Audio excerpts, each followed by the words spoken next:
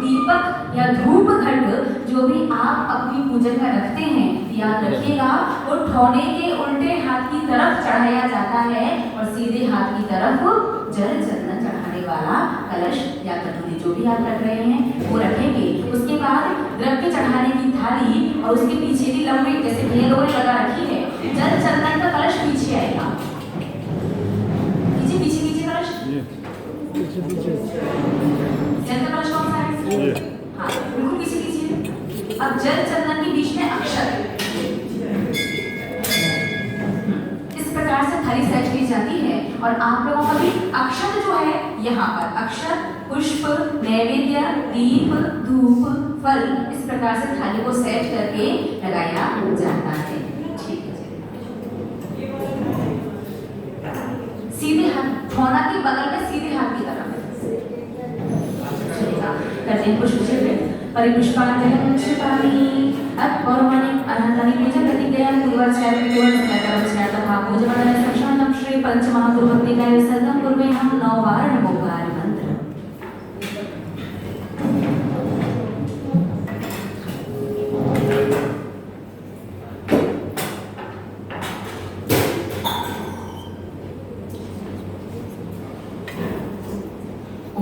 जय जय जय नमोस्तु नमोस्तु नमोस्तु नमो हरि नंदनम नमो सीतारम नमो हरि नम नमो वज्रायणम नमो ओम ह्रीं अनादिमूल मंत्रेभ्यो नमः परिपुष्पांजलिं क्षिपामि चतारि मंगलम हरिहन्ता मंगलम सीता मंगलम साहू मंगलम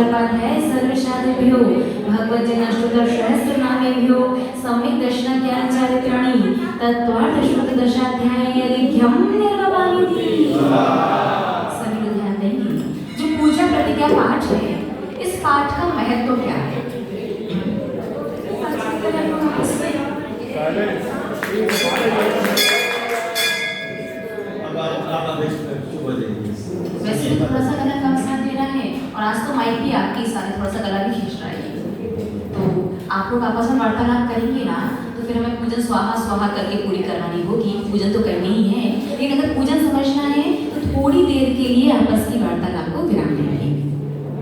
ठीक है। पूजा प्रतिज्ञा पाठ, इस पाठ का महत्व क्या है? इस पाठ को प्रत्येक श्रावक को अपनी पुस्तक में देखते हुए धीमे धीमे ही सही लेकिन बिल्कुल शुद्ध पढ़ने का प्रयास करना चाहिए। सिर्फ पंडित जी और संगीतकार के भरोसे इस पाठ को नहीं छोड़ना चाहिए। जो भी पूजन कर रहे हैं सभी को ये पाठ पढ़ना ही चाहिए। क्यों? क्योंकि ये पूजा प्रतिज्ञा पाठ है। इसका अर्थ हुआ जो भी व्यक्ति इस पूरे पाठ को धीमे धीमे सही जैसे भी बन सके उस प्रकार से यदि साथ में इस पाठ को पढ़ता है तो 1000 पूजन करने का पुण्य, एक दिन में भी कितनी पूजन का 1000 दिन पूजन करने से जो पुण्य मिलता है महानुभाव वही पुण्य एक दिन की पूजन करने से प्राप्त हो जाता है। लेकिन कब? जब आप इस पाठ को शुद्ध और पूरा पढ़ेंगे तब। और आपको तो अपनी द्रव्य व्यवस्थित करने से बातचीत करने से फुर्सत ही नहीं। पंडित जी को दे दिया, संगीतकार को दे दिया, पप्पू भैया को दे दिया और एक दो भैया लोग सबके नाम तो नहीं पता, बस 2-3 भैया को माइक दे दिए, वो गा रहे हैं और आप अपना क्रम व्यवस्थित करने में लगे हुए हैं। तो महानुभाव ध्यान दीजिए, अगर एक दिन पूजन करके कितने दिन का 1000 पूजन का 1000 दिन पूजन करने वाला पुण्य चाहिए। इस पाठ को शुद्ध और सभी को पढ़ना चाहिए। अपनी अपनी पुस्तक में खोलिएगा और हमारे साथ और हमारे बाद धीरे धीरे आपको शुद्ध पढ़ने का प्रयास करना है। श्रीमन्सिनीन्द्रिमभिवन्द्य जगत्त्रयीशं स्याद्वादिनायकिमनन्ति चतुष्टयानं श्रीमूलसङ्गसुदृशां सुकृतैकहेतुः जैनेन्द्रियज्ञविधिवेशिमया व्यधायि स्वस्ति त्रिलोकगुरुवे जिनपुङ्गवाय स्वस्ति स्वभावे महिमोदय सुस्थिताय स्वस्ति प्रकाश सहजोर्जितदृङ्मयाय स्वस्ति प्रसन्न ललिताद्भुतवैभवाय स्वस्त्योच्छल विमलबोधिसुधाप्यवाय स्वस्ति स्वभाव परिभाव विभासिकाय स्वस्ति त्रिलोकविदितैकचिदुद्गमाय स्वस्ति त्रिकाल सकलायत विस्तृताय द्रव्यस्य शुद्धिमधिगम्य यथानुरूपम् भावस्य शुद्धिमधिकामधिगन्तु कामः आलम्बनानि विविधान्यवलम्ब्य वल्गन्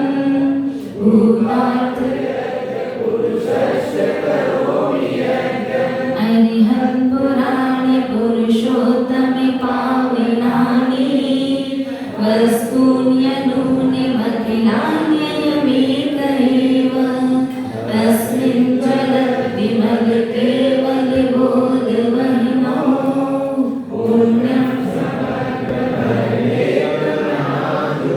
ओम विद्ये की प्रतिज्ञा जन्ममात्रे परिपुष्पाञ्जलिं क्षिपामि। श्रीरश्मो नः स्वस्ति स्वस्ति श्रीयजितः श्री संवा स्वस्ति स्वस्ति श्रीभिनन्दिनः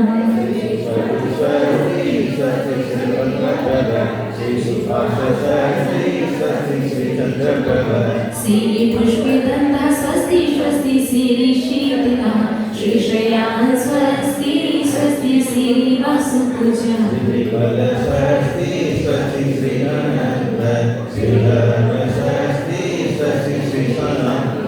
श्रीबुद्धु स्वस्ति स्वस्ति श्रीयमाताः श्रीबलि स्वस्ति स्वस्ति श्रीमुनिसुव्रतः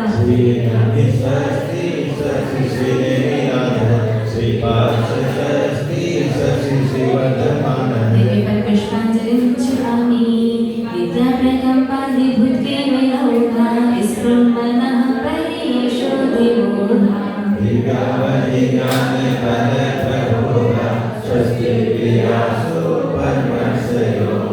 कुष्ठस्थे धान्योपवीकबीजं सन्धिर्निशं श्रोत्रिपदानुसारि चतुर्विधं बुद्धिबलं दधाना स्वस्ति प्रियासो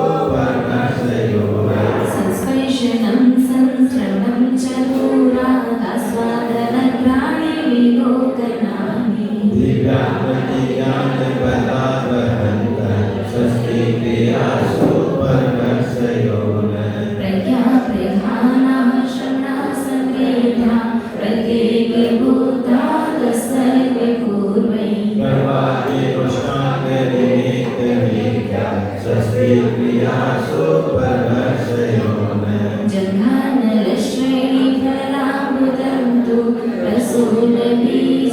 कुलचारिणावा नमो वनसिरविहारिणस्य स्वस्ति क्रियासु परमसयोने अरिणी दक्षा कुशलामयिनी लघिनी शस्त्रायुधोगरिणी मनो वपुर्वागनिष्यदित्य स्वस्ति क्रियासु परमसयोने सकामि रूपे त्वमसि त्वमेषं प्रकाम्य मत्तैति मताति माता तथा प्रतिभात गुणप्रधान स्वस्ति क्रियासु परमसयोने दीप्तं च तप्तं च तथा महोग्रं घोरं तपो घोरे पराक्रमस्त्वम् ब्रह्मापरं घोरगुणशरणः स्वस्ति क्रियासु परमसयोने अहर्षि सरिवौषधस्तथासि विषाविषावेष्टि विषाविषाश्च सख्युतवितरनोषधीशा स्वस्ति क्रियासु परमसयोने क्षीरं श्रवन्तो त्रिभृतं श्रवन्तो मधुश्रवन्तोऽप्यमृतं श्रवन्तः अक्षेण संभाषमानशास्य स्वस्ति क्रियासु परमसयोने इति परमश्रीस्वस्तिमङ्गलविधानं परिवेशनाञ्जलिं क्षिपामि। बातचीत हो गई या बाकी है?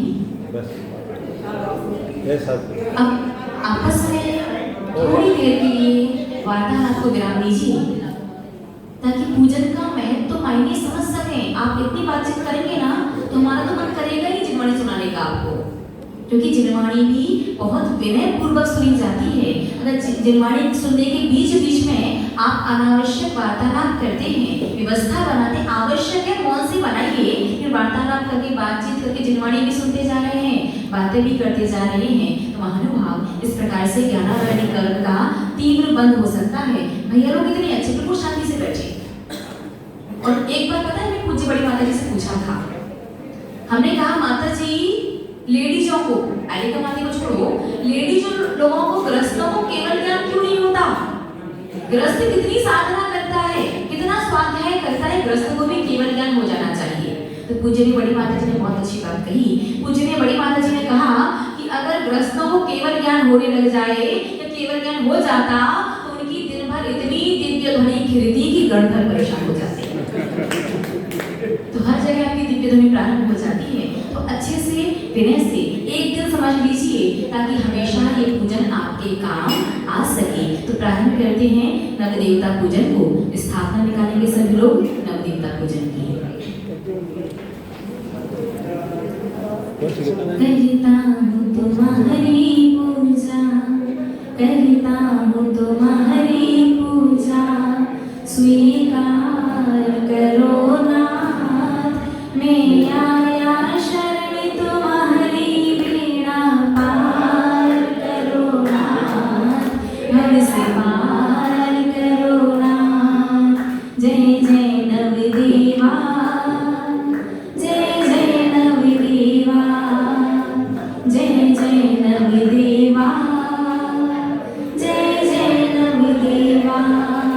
अरिहंत सीताचार्य पाठक साधु ध्रुवन वंद्य है, जिन्हें धर्म जिन्हें आगम जिनेश्वर मूर्ति जिन्हें ग्रह वंद्य है।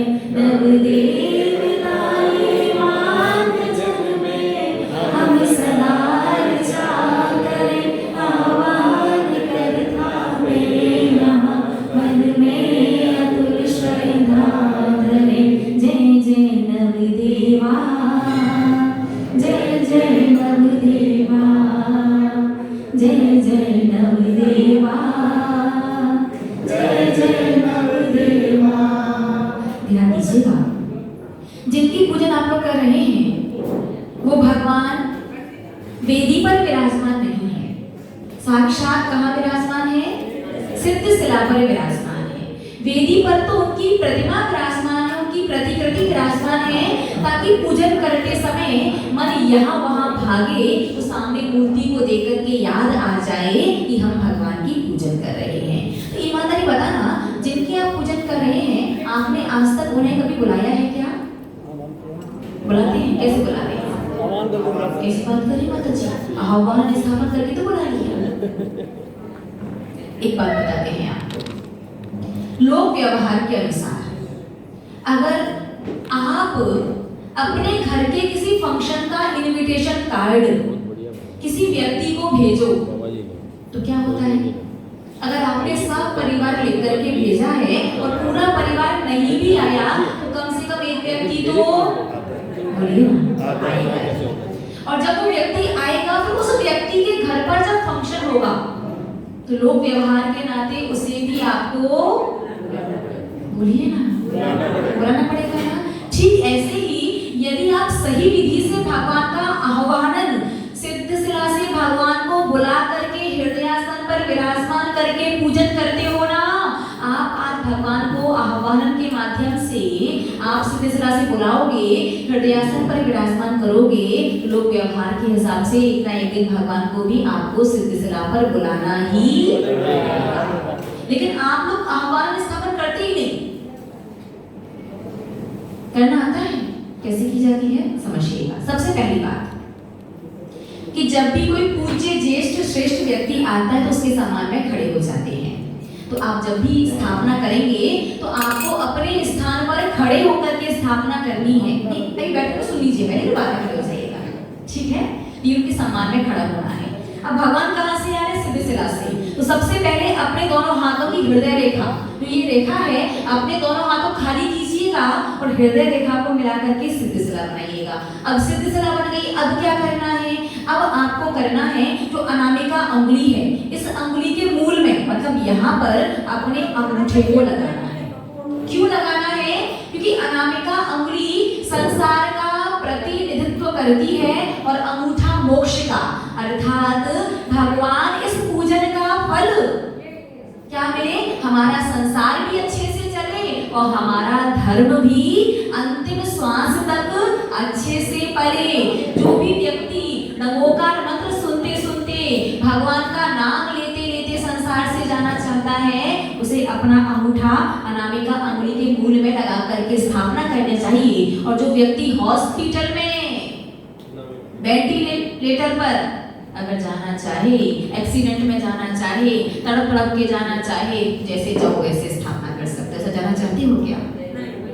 कैसा जाना है? नमोकार मंत्र सुनते हुए, भगवान का नाम बोलते हुए, मेरी स्मृति में भगवान की प्रतिमा रहे, भगवान की याद रहे, कंठ में भगवान का नाम रहे, मुख पर नाम का उच्चारण रहे और कानों में नमोकार मंत्र रहे। तो आपको अपने अंगूठे को अनामिका अंगुली के मूल में यहाँ लगा करके सिद्ध शिला बनानी है। अब सिद्ध शिला कहाँ पर है? थोड़ी सी ऊपर है। तो दोनों हाथों को हल्का से ऐसे ऊपर करेंगे और जब बोला जाएगा आह्वानम तो आपको 3 बार अपने हाथों को हिलाना है। कैसे?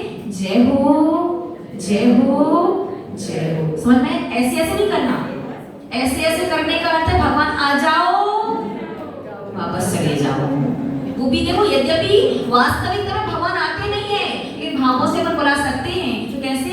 जय हो, जय हो, जय हो। इस प्रकार से भगवान ऊर्ध्व लोक से मध्य लोक में आइए। ठीक है? किसी को बुलाते तो कैसे बुलाते हैं? इधर आइए।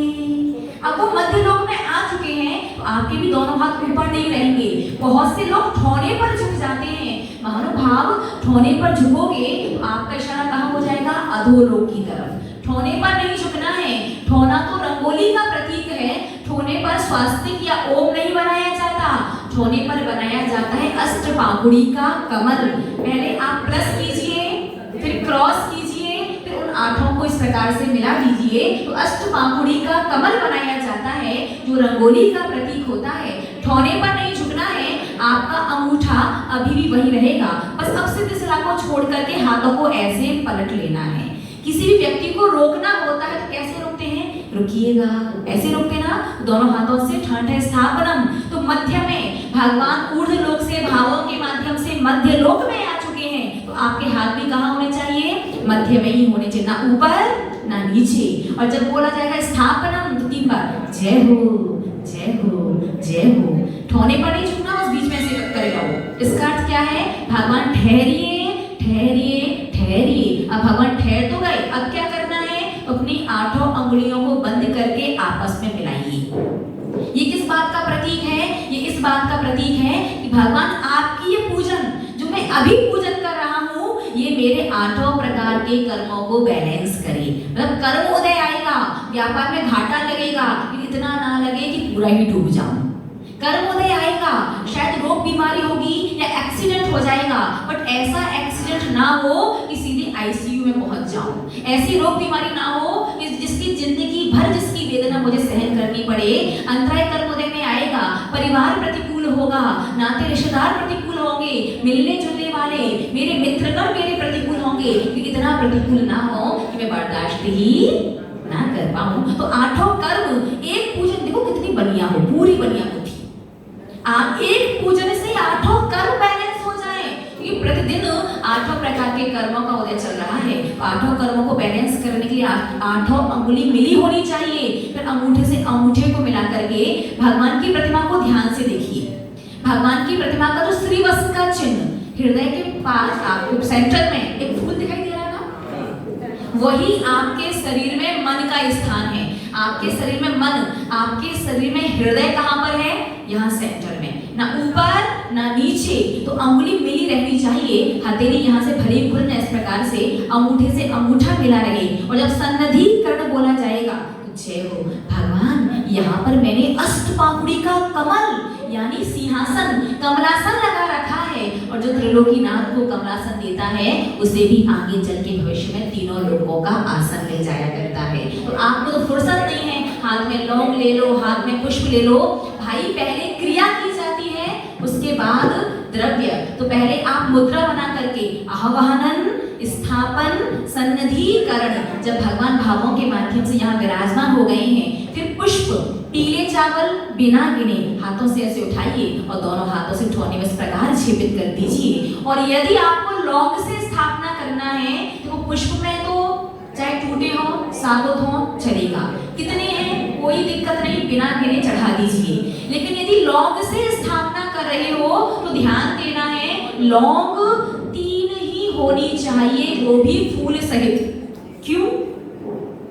पहली बात, फूल सहित इसलिए होनी चाहिए कि लौंग का ऊपर का जो गोल वाला हिस्सा है ना, वो लौंग का ही फूल होता है। ठीक है। दूसरी बात, लौंग मुख्यतया धूप है।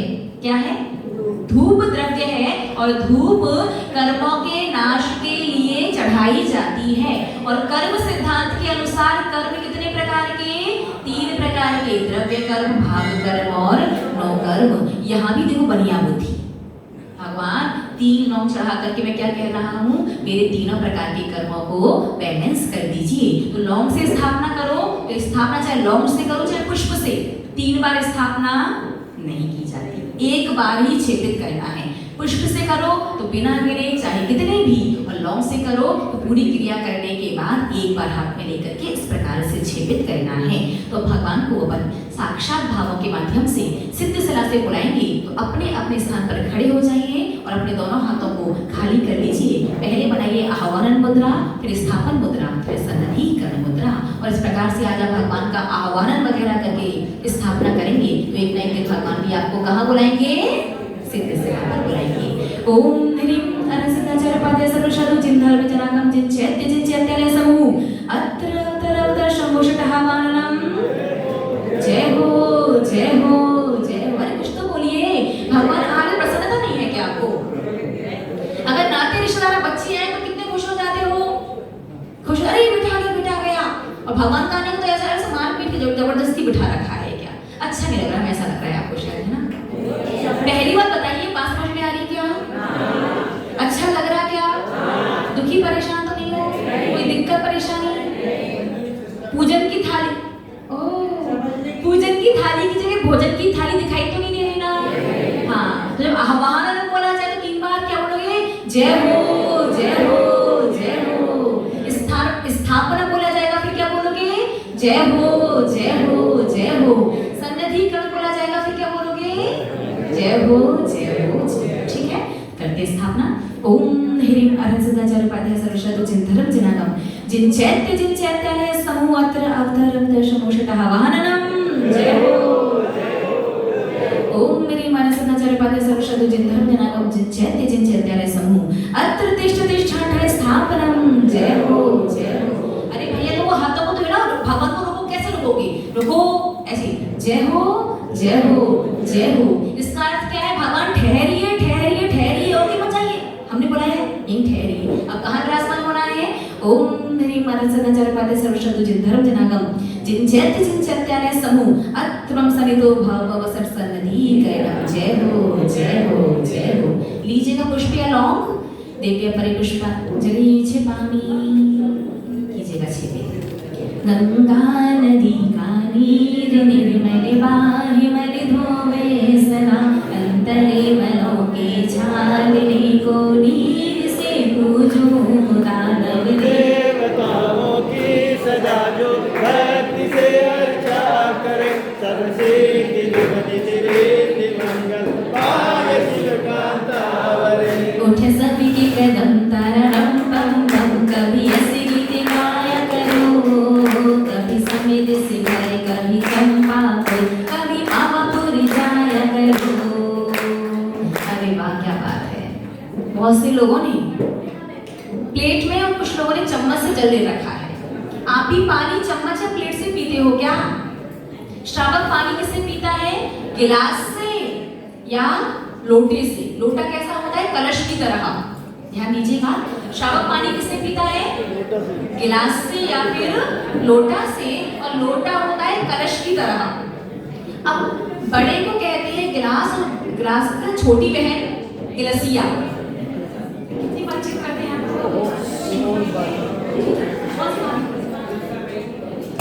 स्कूल पहने वाली भाभी कौन सी? बहुत वार्तालाप कर रहे भैया। देखिए, पूजा की थाली और व्यवस्थित नहीं हो पाएगी। सब बैठ करके पूजा सुनिए और पूजा की विधि सुनिए।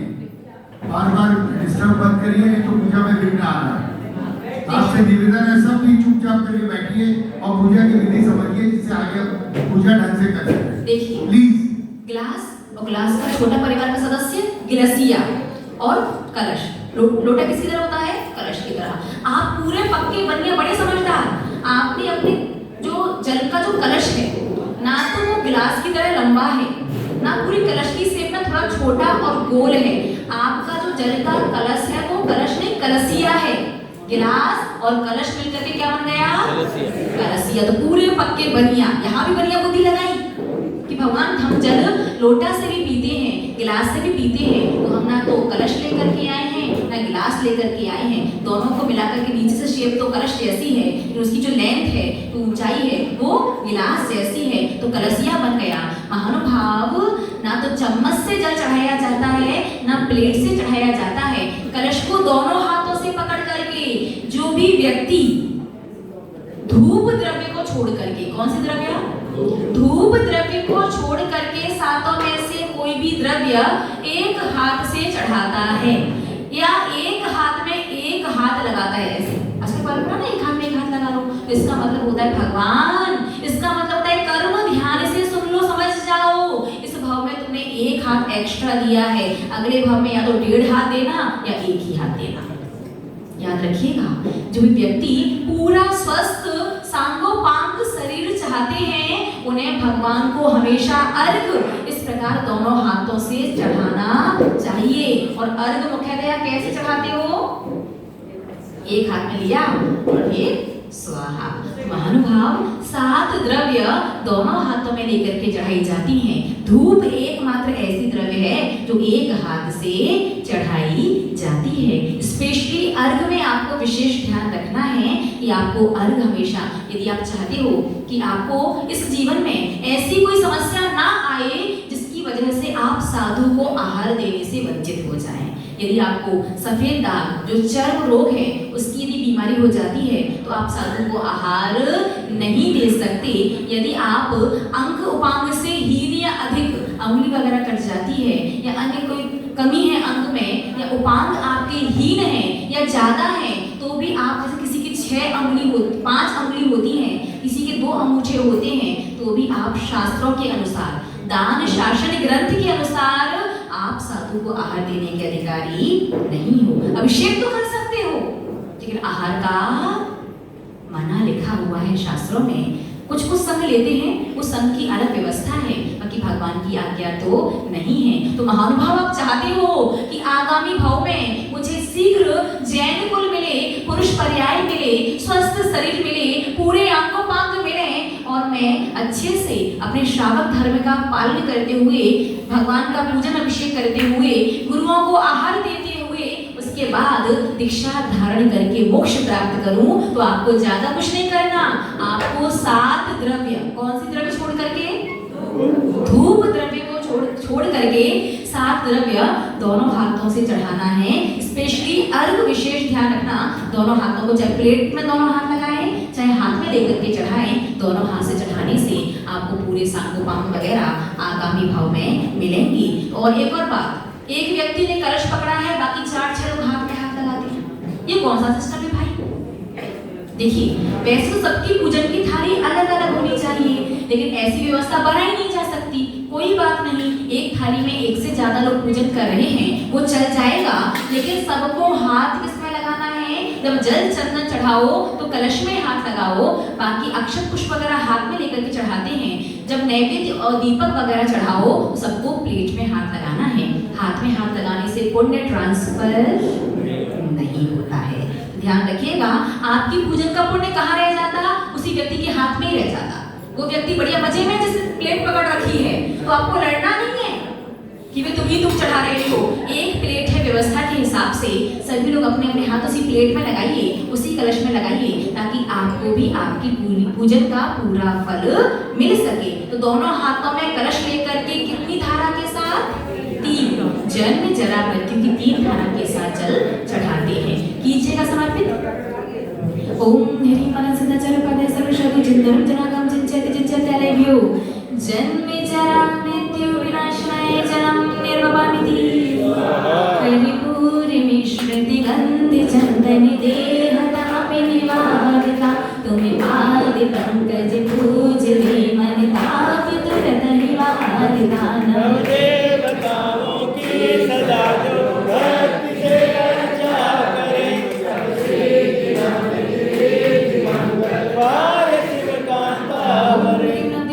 संसारता विनाशनाय, एक धारा के साथ संसारता विनाशनाय चंदनम निर्वपामिति क्षीरोदधि के फेन सविसित तंदुलों को लायते उत्तमे अखंडित सौख्य हेतु भोजना विसु चढ़ायते। देवताओं की सदा जो भक्ति से अर्चा करें, सर्वसिद्धि नमन गिरिधि मंगल पाय शिव कांता। अक्षत कैसे चढ़ाते हैं? अंगूठा अंदर, मुट्ठी बंद, वाएं। अगर हम आपसे कहें मुट्ठी बनाइए, तो कैसे मुट्ठी बनाते हो? ऐसे, ठीक है। अगर नॉर्मली कहा जाए मुट्ठी बनाइए, तो ऐसे मुट्ठी बनाओगे, बट जब अक्षत चढ़ाते हैं तो अंगूठा अंदर करके मुट्ठी बंद क्यों करते हैं? बचपन से सुन रखा है, सब लोग करते थे तो ये कर लेते हैं। इस प्रश्न का उत्तर ढूंढ करके लाइएगा कि देव दर्शन की विधि में इसका उत्तर हम देंगे आपको कि इस प्रकार से अंगूठा अंदर करके मुट्ठी बंद करके भी चढ़ाते हैं। लेकिन आपको ध्यान देना है, अक्षत इस प्रकार से दोनों हाथों में लेकर के और इस प्रकार नीचे की तरफ ऐसे करके चढ़ाते हैं, ऐसे या ऐसे नहीं चढ़ाते। ठीक है, तो किस प्रश्न का उत्तर लेकर के आना है? जब अक्षत चढ़ाते हैं तो अंगूठा अंदर करके मुट्ठी बंद क्यों करते हैं? नहीं, जन्म हो चाहे कुछ भी, बच्चा मुट्ठी ऐसे बांधता है इस प्रकार से, बहुत रियरली, बट जनरली बात करें, नॉर्मल बात करें, सामान्यतया मुट्ठी कैसे बंद की जाती है? ऐसी बंद की जाती है। रक्षक को इस प्रकार से क्यों? इस प्रश्न का उत्तर आप लेकर के आइएगा जब तक अपन पहुंचते हैं देव दर्शन में द्रव्य तक। ओम धैर्य नम देवीभ्यो अक्षवत् प्राप्तये अक्षतान्य रवामिति चंपा चमेली के विणानाना सुगंधित लेली भविके विजेता आपको पूजक सुमन अर्पण की। देवताओं की सदा जो भक्ति से अर्चा करें, सर्वसिद्धि नमन गिरिधि मंगल पाय शिव कांता। अच्छा ये बताइए, काम काट के नाश के लिए पुष्प ही क्यों? दूसरी कोई द्रव्य क्यों नहीं? अक्षर चढ़ा देते, नैवेद्य चढ़ा देते, दीपक धूप और कुछ भी चढ़ा देते। काम काट के नाश के लिए पुष्प ही क्यों? मतलब समझ में नहीं आ रहा क्या? हम जो प्रश्न पूछ रहे हैं आपको सुनाई दे रहा है सबको? प्रश्न समझ में आ रहा है? लेकिन आप लोग बस थके थके परेशान से क्यों लग रहे हो? बस माँ जल्दी पूजन करा के छुट्टी दो, ऐसा नहीं है ना? देखिए आप लोग निश्चिंत रहिए, आप सब लोगों के नाश्ते की व्यवस्था है सबके अपने अपने घर पर, इसलिए आकुलता व्याकुलता नहीं करनी है। थोड़ा सा समझना, समझ में नहीं आ रहा तो स्वाहा स्वाहा करके चले क्या? पहले आप लोग व्यवस्था बना लीजिए। एक मिनट महानुभाव, आप बहुत व्यवस्था बना रहे हैं, आप तो निश्चित होकर बैठो, सारी व्यवस्था अपने आप बन जाएगी।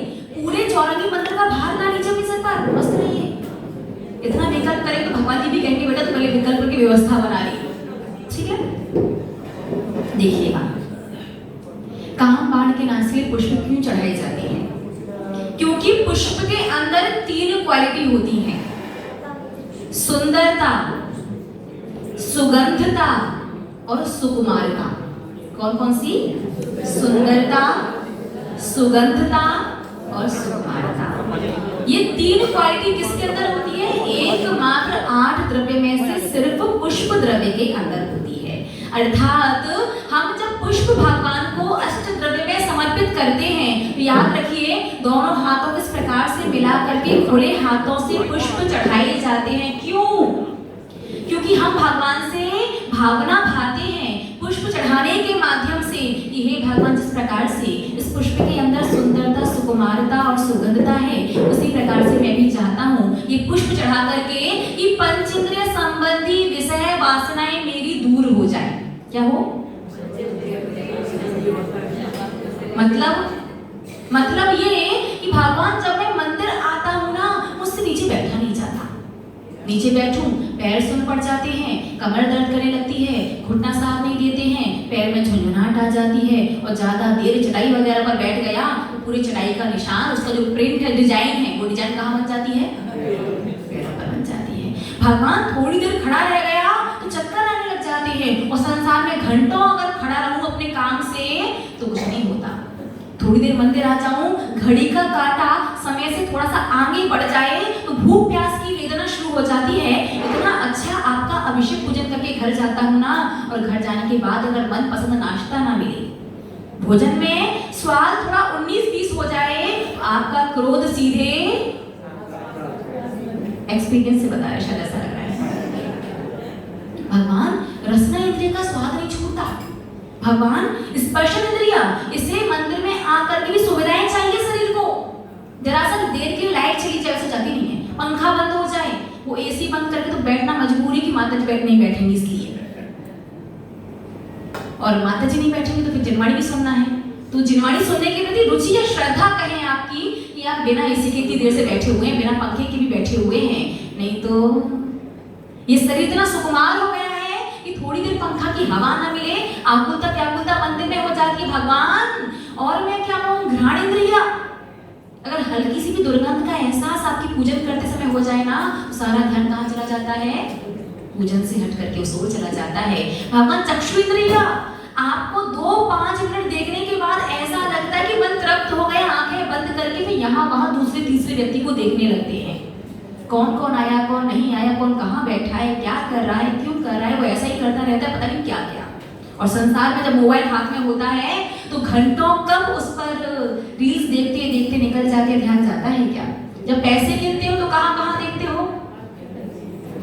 फोकस के साथ। लेकिन मंदिर में ईमानदारी बताना, बिना भगवान की ओर देखे हमारी तरफ देख करके बताइएगा कि आपके मंदिर के जो पार्षद भगवान जो बैठे हुए हैं, उनकी जो नाभि है वो नाभि किस शेप की है?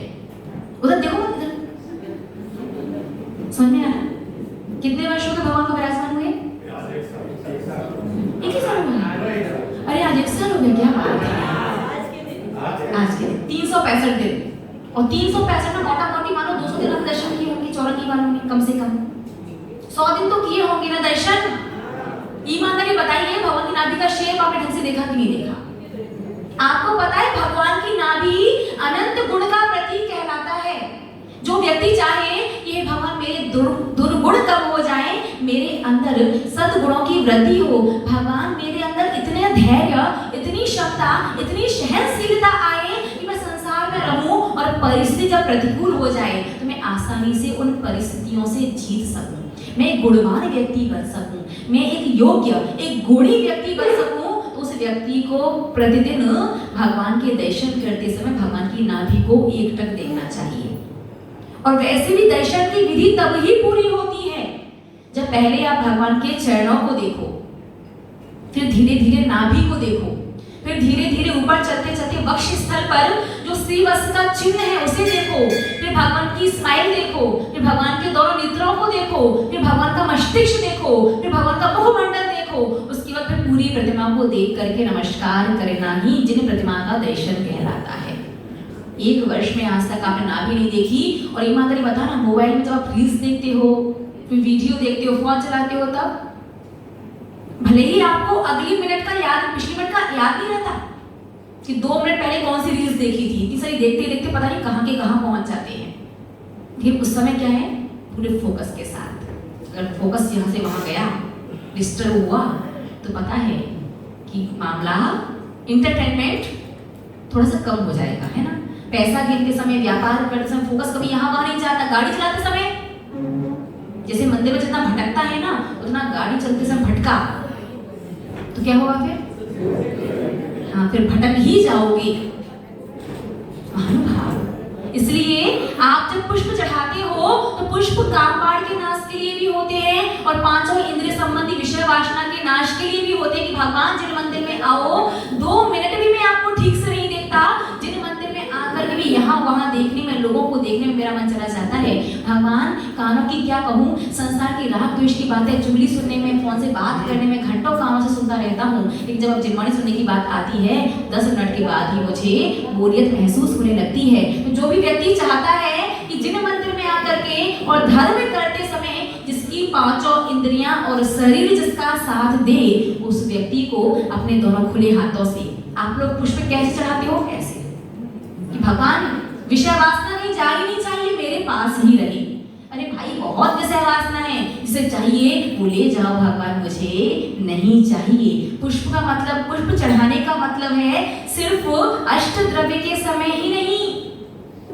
पूजन पीठ का जब प्रारंभ करते हैं ना, तो विनय पाठ के समय भी पुष्प चढ़ाते हैं, नमोकार मंत्र के समय भी चढ़ाते हैं, अपवित्र वाले पाठ के समय भी चढ़ाते हैं, पूजा प्रतिज्ञा पाठ के समय भी चढ़ाते हैं, 24 तीर्थंकर का नाम आता है तब भी चढ़ाते हैं, और परम श्री स्वस्ति मंगल पाठ जो आता है तब भी चढ़ाते हैं। और हर समय पुष्प इस प्रकार से खुले हाथों से चढ़ाइए। भगवान पंचेंद्रिय संबंधी विषय वासना जिसे चाहिए वो ले जाओ, मैं तो बस इतना चाहता हूँ। ये पुष्प चढ़ा करके जो व्यक्ति दोनों खुले हाथों से हाथों को मिला करके पुष्प चढ़ाता है, वो व्यक्ति अपने 5 इंद्रिय संबंधी विषय वासना को इतना तक कंट्रोल कर सकता है कि जब भी वो धर्म करेगा, जिन मंदिर आएगा, उसकी 5 इंद्रियां उसका पूरा साथ देंगी और आगामी भाव में भी उसे स्वस्थ इंद्रियां ही मिलेंगी। आंखों से काना माना तो नहीं होना पैदा, ऐसा वीक तो चाहिए है कि ढंग से पास का भी दिखाई ना दे, ऐसी आंखें चाहिए है क्या? बोलिए ना। और रसना इंद्रियां थोड़ी बहुत विजय करनी है या नहीं करना? स्वाद को जीतना है कि नहीं जीतना? आगे जब दीक्षा लोगे तो स्वादु बनोगे या साधु बनोगे? साधु बनना है। दोनों खुले हाथों से इस प्रकार से पुष्प चढ़ाइएगा। ओम ह्रीं नवदेभ्यः कामबाण विध्वंसनाय पुष्पं निर्वपामि। पायसे मधुरिपक्वानि मोदकयादि गोभरकानि। नित्यात्मा अमृत शोक हेतु पूजो। गाड़ी नंबर 4147, गाड़ी नंबर 4147 इसका भी बता रहे। सब सिद्धि नव निधि रिद्धि मंगल पाय शिव कांतावर। अब श्रावक भोजन किसमें करता है? श्रावक भोजन करता है प्लेट में या फिर थाली में। तो नैवेद्य भी आप प्लेट से ही या कटोरी से चढ़ा सकते हैं, हाथ में लेकर के श्रावक नैवेद्य नहीं चढ़ा सकता। और एक और बात, 2 बातें ध्यान से सुनिएगा। पहली बात, जितने लोगों ने उस प्लेट में हाथ लगाया है, नैवेद्य के उतने ही पीस होने चाहिए। हाथ लगाओ 4 पीस रखो 2, घर में ऐसा तो कभी नहीं करते। इस प्रकार से नहीं, जितने लोगों के हाथ लगे हैं कम से कम उतनी नैवेद्य उस प्लेट में होनी चाहिए। और दूसरी महत्वपूर्ण बात ध्यान से सुनिए, आप जब प्रतिष्ठा ग्रंथों को पढ़ोगे और उमा स्वामी श्रावकाचार्य ग्रंथ को पढ़ोगे तो उमा स्वामी श्रावकाचार्य ग्रंथ में और प्रतिष्ठा ग्रंथों में आया है, जो व्यक्ति, जो श्रावक भगवान के सामने द्रव्य को खंडित करता है, तोड़ता है, बैठे बैठे करे नैवेद्य 1 के 2 और 2 के 4, बैठे बैठे धूप लौंग को जब भी चढ़ाते हैं कोई फूल तोड़ देता है, कोई बीच में से तोड़ देता है, पता नहीं क्या करते हैं। तो जो भी व्यक्ति प्रतिष्ठा ग्रंथों में आया है, उमा स्वामी श्रावकाचार्य में आचार्य भगवंत उमा स्वामी मुनिराज ने लिखा है, जो भी व्यक्ति भगवान जिनेंद्र देव के सामने द्रव्य को तोड़ता है, खंडित करता है, उस व्यक्ति को बाल हत्या का, यति हत्या का पाप लगता है। यति हत्या समझते हैं? यति मतलब साधु। जीवन में कभी साधु को जान से मार सकते हो क्या? अरे मारना तो छोड़ो, मारने का विचार भी मन में नहीं आता।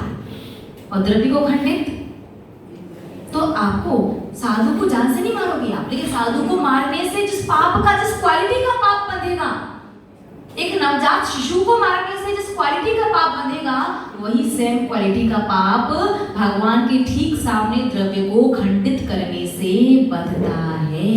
इसलिए कभी आपको द्रव्य को तोड़ना पड़े तो बाहर जाके तोड़ करके आना, साइड से जाके तोड़ करके आना, भगवान के ठीक सामने बैठ करके तोड़ने की आवश्यकता नहीं है। द्रव्य कम पड़ जाए,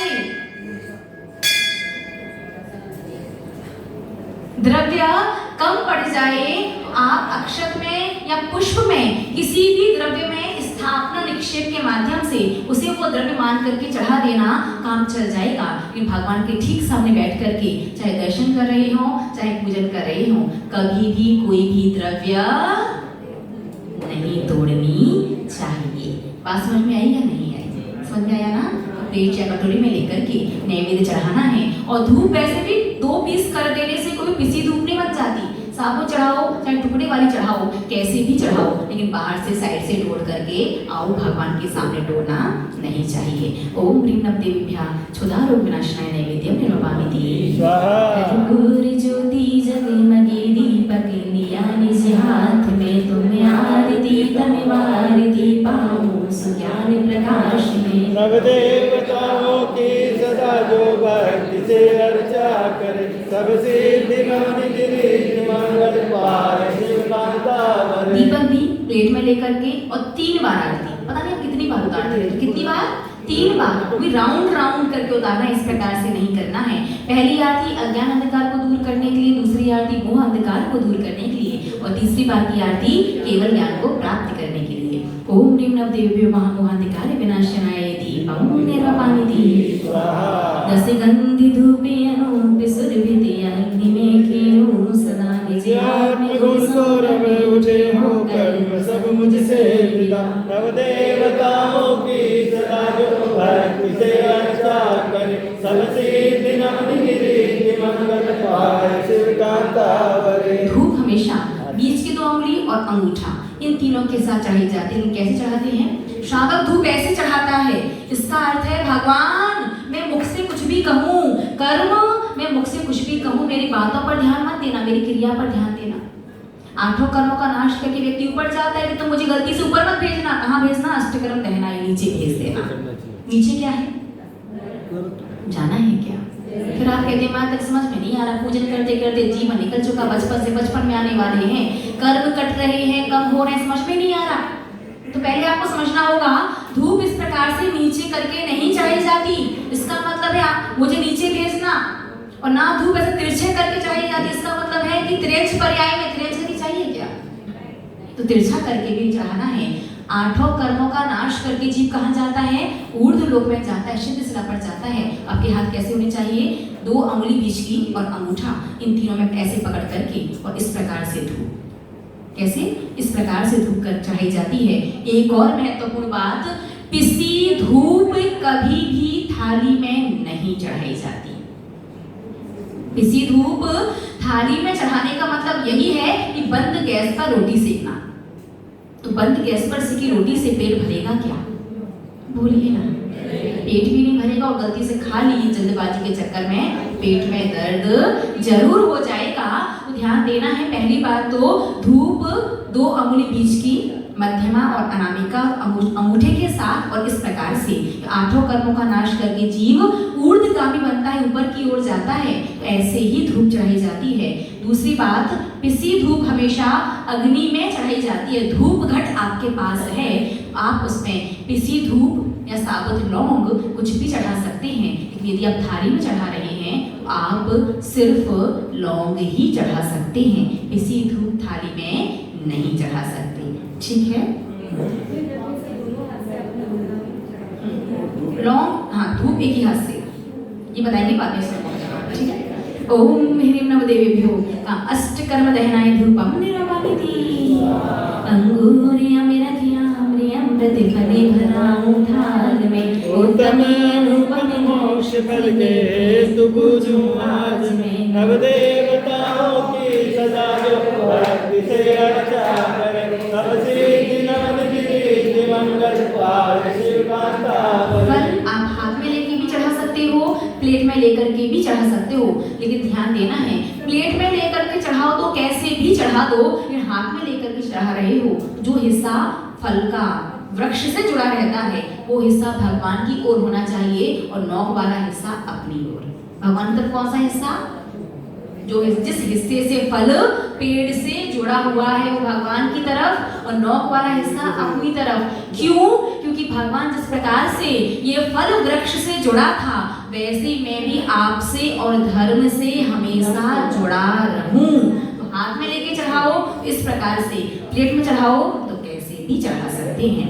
ओम ह्रीं नमः देवेभ्यो महामोक्ष फल प्राप्तये फलं निर्वापयति जले गंधे अक्षत पुष्प चरु दीपक सुधूप फलार्घ्रि परिरत्न तैलव्य से पूजत मिले। नव देवताओं की सदा जो भक्ति से अर्चा करे, सब सिद्धि नवनिधि रिद्धि मंगल पार शिव कांता। ओम ह्रीं नमः देवेभ्यो अनार्घ्य पद प्राप्तये अर्घ्यं निर्वापयति नित्यमय जल की शांति हेत नवदेवों को पूजो श्रद्धावती समेत शांति शांति धारा नाना विधि की सुमनि मन में मोह हर्षाय मैं पूजू नवदेवता पुष्पांजलि चढ़ाए दिव्य पुष्पांजलि छिपामी। 9 बार जाप हम नमः बोलेंगे, आप लोग स्वाहा बोल करके पुष्प चढ़ाएंगे। ओम ह्रीं परसदचर शब्द चिंतनागम जिंचेत जिंचत्यालेभ्यो नमः। ओम परसदचरपादे सर्वशब्द चिंतनागम जिंचेत जिंचत्यालेभ्यो नमः। ओम परसदचरपादे सर्वशब्द चिंतनागम जिंचेत जिंचत्यालेभ्यो नमः। ओम परसदचरपादे सर्वशब्द चिंतनागम जिंचेत जिंचत्यालेभ्यो नमः। ओम परसदचरपादे सर्वशब्द चिंतनागम जिंचेत जिंचत्यालेभ्यो नमः। ओम परसदचरपादे सर्वशब्द चिंतनागम जिंचेत जिंचत्यालेभ्यो नमः। ओम परसदचरपादे सर्वशब्द चिंतनागम जिंचेत जिंचत्यालेभ्यो नमः। ओम परसदचरपादे सर्वशब्द चिंतनागम जिंचेत जिंचत्यालेभ्यो नमः। ओम परसदचरपादे सर्वशब्द चिंतनागम जिंचेत जिंचत्यालेभ्यो नमः। अष्टांग समिदर्शनाय नमः। अष्टांग समिज्ञानाय नमः। त्रयोदश संचारित्राय नमो नमः। ये बोलना जरूरी है, सम्यक दर्शन ज्ञान से। बहुत अच्छी बात। देखिएगा महानुभाव, जब आप सामान्य कायोत्सर्ग कर रहे हैं तो 9 बार नमोकार मत पढ़ने का मतलब कायोत्सर्ग होता है। सामान्य कायोत्सर्ग कर रहे हैं देव दर्शन करते समय या अन्य किसी प्रकार से। लेकिन जब आप विशेष फल चाहो, इस पूजन का अनुष्ठान को मुझे पूर्ण फल मिले, विशेष रूप से मिले, कि भगवान में संसारिक प्राणी बड़ी मुश्किल से समय निकाल पाता हूँ, और समय निकाल भी लिया तो मेरा मन भी हो उस कार्य को करने का, ऐसा बड़ा मुश्किल है। कई बार मंदिर इसलिए आना पड़ता है कि भैया रोज जाते हैं तो आज नहीं जाएंगे तो लोग क्या कहेंगे, है ना। कई बार मजबूरी हो जाती है, तो भगवान बड़ी मुश्किल से समय निकाल पाता, समय निकाला तो मन नहीं बन पाता है। इसलिए विशेष आप उस अनुष्ठान का, उस क्रिया का फल चाहते हैं। और स्पेशली जब भी आप यदि प्रायश्चित का कायोत्सर्ग कर रहे हैं, तो प्रायश्चित का कायोत्सर्ग तभी पूरा होता है जब 9 बार नमोकार मंत्र और सम्यक दर्शन, सम्यक ज्ञान, सम्यक चरित्र बोलोगे तब। बात समझ में आई? जैसे सुबह शाम जो आचार्य वंदना की जाती है, या गुरुओं के पास जब भी आप किसी गलती का प्रायश्चित लेने जाते हैं, जब भी आपसे कोई गलती हो जाए, क्योंकि प्रायश्चित देने के अधिकारी गुरु ही होते हैं, लेकिन गुरु हर समय नहीं मिलते। जीवन में जब कभी कोई गलती हो जाए और जब तक आपको गुरु नहीं मिल रहे हैं, तब तक तक अगर आप चाहो इस गलती वाला पाप विकल्प उदय में नहीं आना चाहिए तो आप क्या कर सकते हो, 9 बार नमोकार मंत्र पढ़ो और सम्यक दर्शन, सम्यक ज्ञान, सम्यक चरित्र बोलो। ये आपका लघु प्रायश्चित कहलाएगा। इसके माध्यम से आप अपने पाप को होल्ड पर रख सकते हो। कब तक? जब तक गुरु ना मिल जाए तब तक। तो ये प्रायश्चित वगैरह में और पूजन अनुष्ठान वगैरह में जहाँ भी कायोत्सर्ग आएगा, जैसे विनय पाठ के बाद कायोत्सर्ग आता है और स्वस्ति मंगल पाठ के बाद नहीं आता। आप लोग करते हैं कि वहाँ कायोत्सर्ग नहीं करते? अच्छी बात है। विनय पाठ के बाद कायोत्सर्ग क्यों करते हैं? आंसर ले आइएगा। समय बहुत ज्यादा और 7:30 बज चुके हैं क्योंकि तो विनय पाठ के बाद कायोत्सर्ग किस चीज का किया जाता है? तो पूजन के समय जहाँ जहाँ भी कायोत्सर्ग आएंगे वहाँ वहाँ आपको 9 बार नमोकार मंत्र के साथ सम्यक दर्शन, सम्यक ज्ञान, सम्यक चारित्र बोलना ही है। ठीक है। पूजन में जहाँ भी 9 बार मंत्र आए, आप किन्हीं की भी पूजन करें वहां पर आपको सम्यक दर्शन, सम्यक ज्ञान, सम्यक चारित्र बोलना ही है। तभी आपका वो पूर्ण कहलाएगा। नहीं तो बिना सम्यक दर्शन, बिना सम्यक ज्ञान, बिना सम्यक चारित्र की वो आपका जो आपने मंत्र पढ़ा था वो कैसा है? बिना किनारे के नदी। यदि नदी के किनारे ना हो, उसका पानी यहाँ वहाँ फैल जाता है। वो एक डायरेक्शन में अच्छे प्रवाह के साथ, अच्छे जल के साथ नहीं बह सकती। अगर एक दिशा में उसका जल लेकर के जाना है, बड़ी मात्रा में जल लेकर के जाना है, तो नदी के किनारे होना, किनारे समझना ना, किनारे होना आवश्यक है। वैसे ही अपने सारे पुण्य को अपनी ओर प्रवाहित करना है तो हमें सम्यक दर्शन, सम्यक ज्ञान, सम्यक चारित्र के किनारे उस पुण्य में लगाने पड़ेंगे। ठीक है। क्या? नहीं, पहले नहीं बोला जाता, बाद में। स्टार्टिंग कीजिए मध्यमा के मध्य से 9 बार नमोकार मंत्र आपने पढ़ा, उसके बाद सम्यक दर्शन, सम्यक ज्ञान, सम्यक चारित्र, नमोस्तु भगवान। इस प्रकार से प्रायश्चित का, पूजन आदि अनुष्ठान का कायोत्सर्ग पूर्ण होता है। ठीक है। जय माता। चिन चिंतामणि रत्न 3 लोक में श्रेष्ठ हो, गाँव गुण मणिमाल जयवंते वर्तो सदा। जय जय श्री अरिहंत देव देव हमारे, जय गातिया को गात सकल जंतु वारे। जय जय प्रसिद्ध सिद्ध की मैं वंदना करूं, जय अष्ट कर्म मुक्त की मैं अर्चना करूं। आचार्य देव गुण सती सितार रहे हैं, दीक्षा विजय असंख्य भ्रमकार रहे हैं। जयवंत उपाध्याय गुरु ज्ञान के नदी, समाधि के उपदेश वर्षा कर गए। सहसा 28 गुण को धरे सदा, निजात्मा की साधना से कितना हो कदा। ये पंच परम देव सदा बंद हमारे, संसार विषम सिंधु से हमको भी उबारे। जिन धर्म चक्र सर्वदा चलता ही रहेगा, जो जिसकी शरण ले वो सुलझता ही रहेगा। जिनकी गरीबी उसका जो कार्य करेंगे, भवरोग दूर कर मुक्ति कांत करेंगे। जिन क्षेत्र की जो वंदना कार्य करे हैं, वे चित स्वरूप नित्यात्म लाभ करे हैं।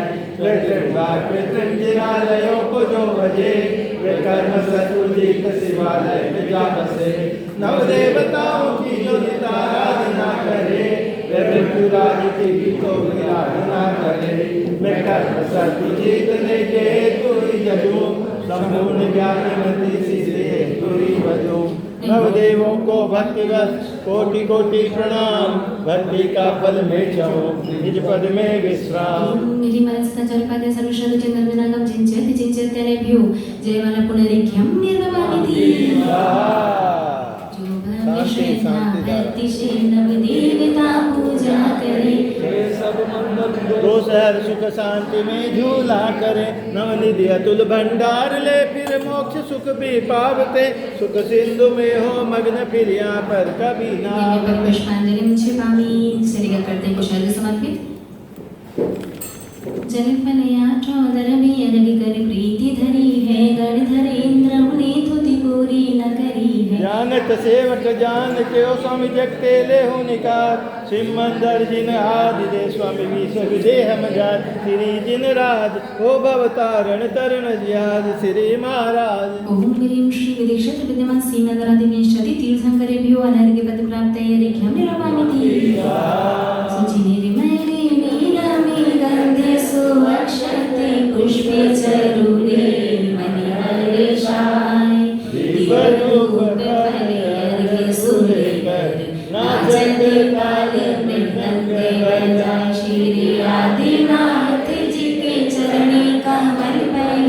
बलि बलि जाऊं मन बचे काय। हे करुणा निधि भव दुख हेतु या ते मैं पूजो प्रभु पाय। ओम ह्रीं श्री आदिदत्तादि तीर्थंकर वृषभ देव श्री आदिनाथ सुरेंद्राय नरपति प्राप्त ये रिक्यम निरूपानी थी। कौन से भगवान है? पद पर बोलो। जल चंदन अक्षत पुष्प निवजाति मिला हे अस्य दरग से पाँव से सिला मारा के गणपति में मंगल रूप से काटो सब क्लेश में जनरी प्रभु हरि ओम ह्रीं श्री षष्ठम तीर्थंकर श्री पद्मप्रभ जलेंद्राय नरपति प्राप्त ये रिक्यम निरूपानी थी। प्रभु बसुविधि अर्घ बनाय मनोहर अष्टकरण के नाश करण को दिन चरण चढ़ाओ चंचल चित्त को रोक चतुर्भुज चक्र भ्रमण निर्वाहो चार चरण आचरण चतुर्नयन चंद्र प्रवर्तित दाओ। ओम ह्रीं श्री अष्टम तीर्थंकर श्री चंद्रप्रभ जलेंद्राय नरपति प्राप्त ये रिक्यम निरूपानी थी। कुंतुनाथ भगवान वसुद्रव्य सवारी तुम जगदारी आनंदकारी द्रव्य प्यारी तुम हो भवतारी करुणाधारी आते तारी शरणारी श्री शांति चक्रे समहे गुणधे समदयाते समहते। ओम ह्रीं श्री षोडशवे तीर्थंकर त्रिपदधारी श्री शांतिनाथ जलेंद्राय नरपति प्राप्त ये रिक्यम निरूपानी थी। जय श्री कुंतुनाथ भगवान की। भगवान के जन्म तक मोक्ष कल्याण का महोत्सव की। हाँ, एक और बात, आप लोगों के मंदिर में पूजन की पुस्तक नहीं है। जिन भारतीय संग्रह आप लोग 24 तीर्थंकर विधान पुस्तक में से पूजन कर रहे हैं, इसमें से बीच में से कोई भी तीर्थंकर की पूजन करना वो अधूरी ही रहेगी। 24 तीर्थंकर विधान का मतलब, तीर्थंकर विधान का मतलब पहले से लेकर के अंत तक पूरे 24, और 24 की पूजा ना कर पाओ तो कम से कम एक एक अर्घ तो 24 को चढ़ाओ। ये तीर्थंकर विधान है ना ये। हाँ, तो पूजन अधूरी ही रहेगी। इसमें से कोई भी तीर्थंकर की आप लेकर के पूजन करोगे, पूजन की पुस्तक कहाँ है आपके मंदिर में बताइए? वही है हम लोग। तो विधान है कहाँ है? 24 कहाँ है? 24 नहीं है इसमें।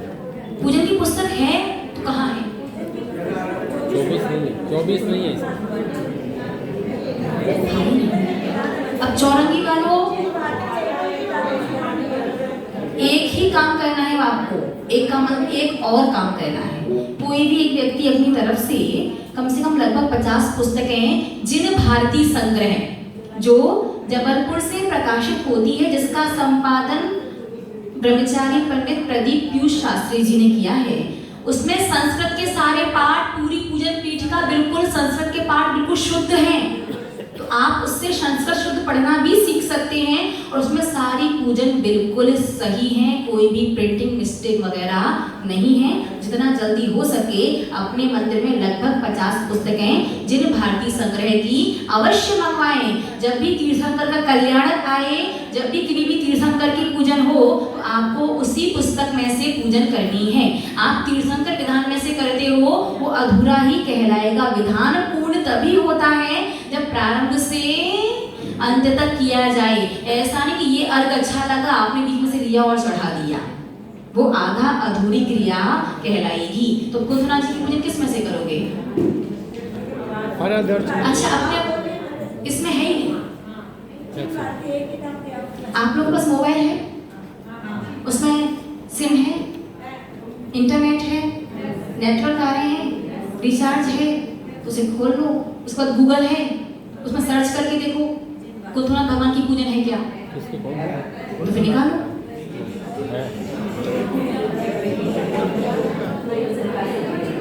मंदिर जी में हम तो फोन ही नहीं लाते हैं। ओह, एक बार ताली बजाओ भैया लोगों के लिए। अरे बजाओ बजाओ, इतनी फीकी ताली। एक बार भैया लोगों के लिए ताली बजाओ पहले।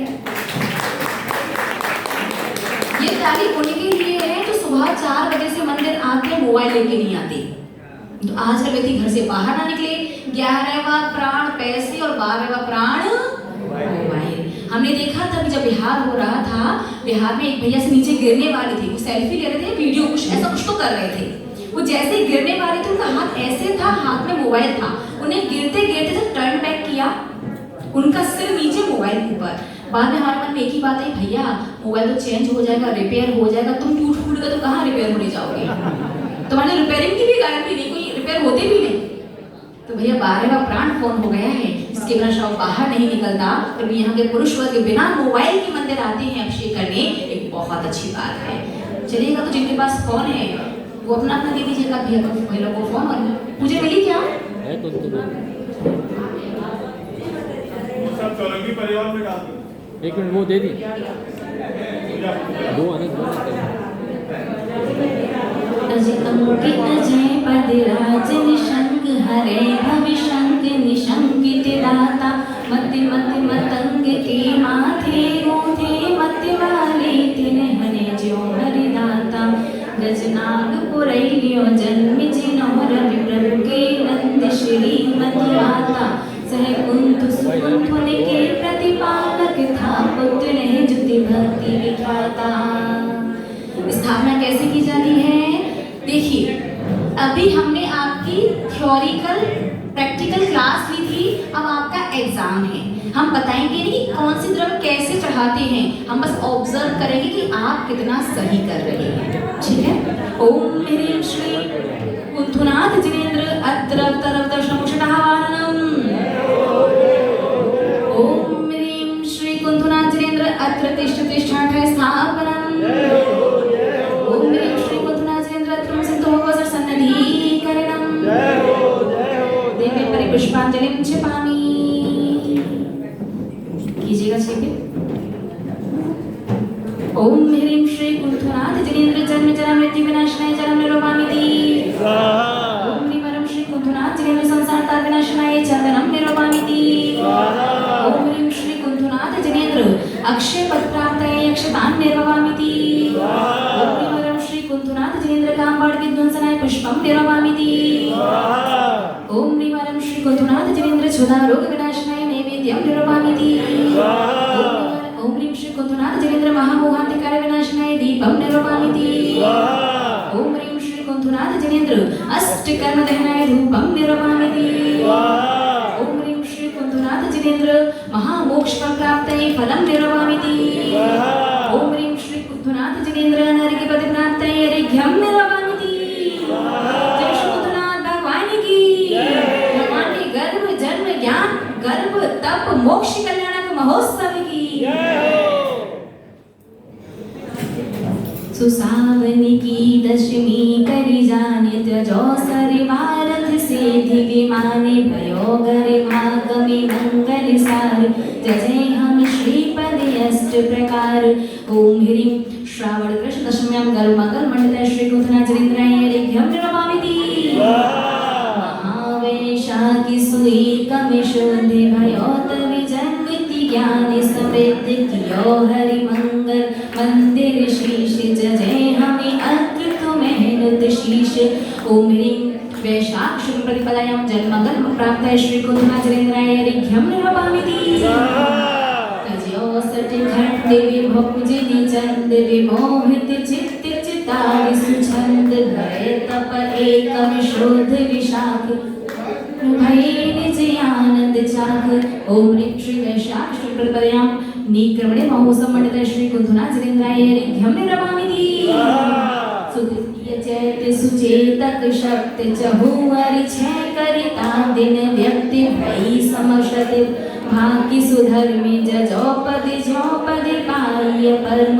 ओम ह्रीं श्री चैत्र शुक्ल तृतीयायां केवल ज्ञान मंडित श्री कुंथुनाथ जिनेन्द्राय अर्घ्यम निर्वपामिति। निकालिएगा निर्माण कांड।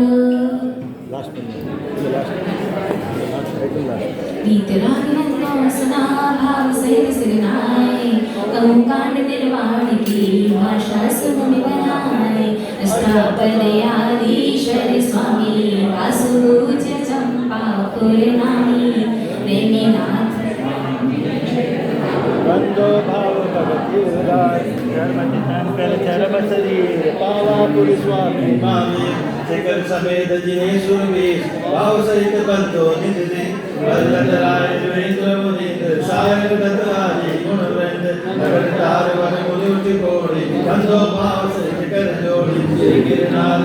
प्रिया घोड़ी महत्तर सोता शाम प्रभिन्न कुंवर देवाय अनिरुद्धादि नमोत सुपाय रामचंद्र के सुत देवी राज नरेंद्र आदि गुण देव पांच घोड़े मुनि मुक्ति मझार बाबा की बंदो निर्धार पांडव तीन प्रवीण राम आठ घोड़े मुनि मुक्ति मझार श्री शत्रुंजय गिरि के शीश भाव सहित बंदो निस्देश ये बलभद्र मुख दिव्य आठ घोड़े मुनि और श्री गजपंत शिखर सुविचार तिनके चरण नमो तिनकार राम सुग्रीव सुधीर गौरवाग्नि नीलवाणी घोड़े ज्ञान मुक्ति बयान तुमकी गिरि बंदो धर ज्ञान नंदनंदन कुमार सुजान पांच घोड़ी अर्वत प्रमाण मुक्ति गए सो नागिरि शीर ते बंदो त्रिभुवन पति रावण के सुतादि कुमार मुक्ति गए देवा तटसार कोटि पंच लाख 50 ते बंदो धर परम उल्लास जैसे परवर को पश्चिम दिशा दे अजाचुर चक्री दस काम कुमार उठ घोड़ी बंदो भव पार बड़वानी बड़नैर सुजान दक्षिण दिश गिर दुर्गवतार इंद्रजीत कुंभ कर्ण ते बंदो भव सागर तर सुवर्ण भद्रादि मुनिचार भामा गिरिवर शिखर मझार जलना नदी तीर के पास मुक्ति गए बंदो निततास फलहोड़ी बड़ग्राम अनु पश्चिम दिशा द्रोण गिरिरु गुरु दत्तादि मुनि सुरजहा मुक्ति गए बंदो नितता बाल महाबाल मुनि दो नाथ कुमार मिले त्रय हो अष्टापद मुक्ति मझार ते बंदो नित सुरत समार असलापुर की दिशेशान नामेड़ के नाम प्रदान 3.5 कोड़ी मुनराय तिनके चरण नमोचित लाय वंशस्थल के निगो पश्चिम दिशा कुंत गिरि सोय कुलभूषण देश भूषण नाम तिनके चरण करो प्रणाम दशरथ राजा के सुते देश कलिंग 516 कोटि शिलाम कोटि प्रमाण बंदन करूं जोर युग पास शरण श्री पाशुजिन रेशन दिगरी नैनान वर्गतादि पंच ऋषिरा ते बंदो नित धर्म जिया मथुरापुर पवित्र उद्यान जम्बू स्वामी जी निर्वाण धर्म केवली पंचम काल ते बंदो नित दीन दयाल तीन लोक के तीर्थ जान नित प्रतिबंधन की चितान मनोज का सहित सिरनाय बंदन करे भक्त गुणगान संवत 1701 आश्विन शुद्ध 10 में सुविशाल हरिया वंदन करे त्रिकाल जय निर्माण कान गुणवान जन्म कल्याण का तो रह ही गया है ना। महावेशा की सुई कमि शुद्धि भयो तब जन्मति ज्ञान सवे कियो हरि मंगल मंदिर शीश जय हमिया तुम्हें रुत शीश। जन्म कल्याण का दीपक और लाडू हाथ में लीजिएगा, लाडू लीजिएगा सीधे हाथ में, दीपक लीजिएगा उल्टे हाथ में, दोनों हाथों को मिलाइएगा, श्री जी की आरती उतारिएगा और जब हम बोले तब पहले जन्म कल्याणक का चढ़ाना है, उसके बाद मोक्ष कल्याणक का चढ़ाएंगे। क्योंकि आज भगवान का जन्म कल्याणक है, अपने जन्म की खुशी बहुत मनाई है, मीठा बहुत खाया है, खिलाया है, आज भगवान के कल्याणक पर मीठा चढ़ाना है। तो याद रखिएगा हमेशा जन्म कल्याणक का जो लाडू चढ़ाया जाता है, सीधे हाथ में लाडू, उल्टे हाथ में दीपक, दोनों हाथ को मिलाओ और जब तक मंत्र बोला जाएगा तब तक आरती उतारते रहो, फिर सीधे स्वाहा कर देना है। इनका कहाँ है? आपका नहीं है तो ले लो किसी से, किसी के पास एक्स्ट्रा है क्या लाडू तो दे दीजिए फिर। ओम उतारिएगा आरती। ओम ह्रीं वैशाख शुक्ल प्रतिपदायां जन्म मंगल प्राप्ताय श्री कुंथुनाथ जिनेन्द्राय इदं मंगल नैवेद्यं दीपिकं नैवेद्यं निर्वपामिति स्वाहा। सुदीवैशाखि सुएकमे नामे लियोति मुद्योऽसि अभय शिविधाम। जय जय हरि हर्षिति मंगल गाय समर चतुहो सूर्या बच गाय। सभी के हाथ में मोक्ष का लाडू है क्या? सबके हाथ में अपना अपना, एक दूसरे के में हाथ नहीं लगाना और जिसके पास ज्यादा है जिसके पास नहीं है उसके पास पहुंचा दीजिए शीघ्रता के साथ। सभी अपना अपना लाडू लीजिए शीघ्रता के साथ।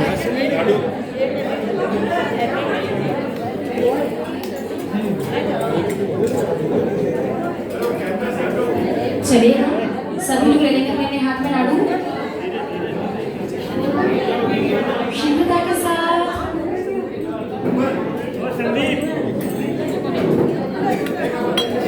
चलिएगा सभी लोग वार्तालाप हो गए, लाडू चढ़ा रहे, चलिए दीप भी 2 लेने हैं क्या? नहीं एक लाडू नहीं दीपक दीपक, हाँ एक लेना है। पहले चढ़ा दिए, वही दीपक ले ले तो। नहीं वो नहीं ले सकते, जो चढ़ गया वो चढ़ गया, ठीक है। दीपक नहीं तो सिर्फ लाडू हाथ में ले लीजिएगा और उसके साथ आपके पास इलायची किशमिश 2 में से कोई द्रव्य हो तो वो ले लीजिए। इलायची किशमिश अगर द्रव्य है वो ले लीजिएगा।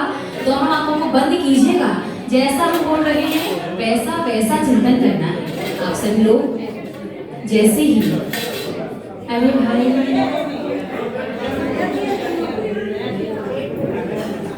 नेत्रों को बंद कीजिएगा, जैसा बोल रहे हैं नेत्र बंद, सुनिए माता जी की बात। अरे भाई लाडू चढ़ा, उसके बाद आराम से वार्तालाप, ठीक है। नेत्रों को बंद कीजिएगा और जैसा हम बोल रहे हैं वैसा चिंतन करते जाइएगा। जैसे ही आपने सामने भगवान पार्श्वनाथ को देखा और देख करके आपने सीढ़ी उतरना शुरू किया। सीढ़ी उतरते उतरते मंदिर के गेट के बाहर पहुंच चुके हैं। गेट से बाहर निकल करके सीधे आप अपने उल्टे हाथ की तरफ उत्तर दिशा की ओर चल दिए। चलते चलते चलते चलते अचानक आप देखते हैं कि आजू बाजू जो पहले मकान बने हुए थे, दुकान थी, जो वाहन चल रहे थे, अब आपको कुछ भी दिखाई नहीं दे रहा। आपको चारों ओर सिर्फ जंगल दिखाई दे रहा है और जंगल के बीच से निकला हुआ एक रास्ता जिस पर आप चलते जा रहे हैं, शीघ्रता से चलते जा रहे हैं। शुद्ध वस्त्र आपने पहन रखे हैं, चेहरे पर हल्की सी मुस्कुराहट है, मन में प्रसन्नता है और दोनों हाथ जुड़े हुए हैं। कदम में तेजी है, जल्दी जल्दी चल रहे हैं। आप भी नहीं जानते आज कहाँ पहुँचने वाले हैं, लेकिन कहीं तो पहुँचेंगे और शायद एक ऐसी जगह पहुँचने वाले हैं जिसकी प्रसन्नता हमारे मन में स्वतः उमड़ करके आ रही है। चेहरे पर मुस्कुराहट, मन में प्रसन्नता, कदमों में तेजी, तन पर शुद्ध वस्त्र, जोड़े हुए हाथ, चारों ओर जंगल, हल्का हल्का सा पानी का स्वर, पक्षियों का कलरव और ठंडी ठंडी सी हवा। आप शीघ्रता से चलते चलते चलते चलते चलते चलते चलते चलते आप जैसे ही ऊपर दृष्टि उठाते हैं, सामने की ओर देखते हैं, तो अब आपको जंगल छटता हुआ दिखाई दे रहा है। आपको अपने सामने बहुत सारे मंदिरों की शिखर दिखाई दे रही है। घंटे का तेज तेज स्वर आपके कानों में सुनाई दे रहा है।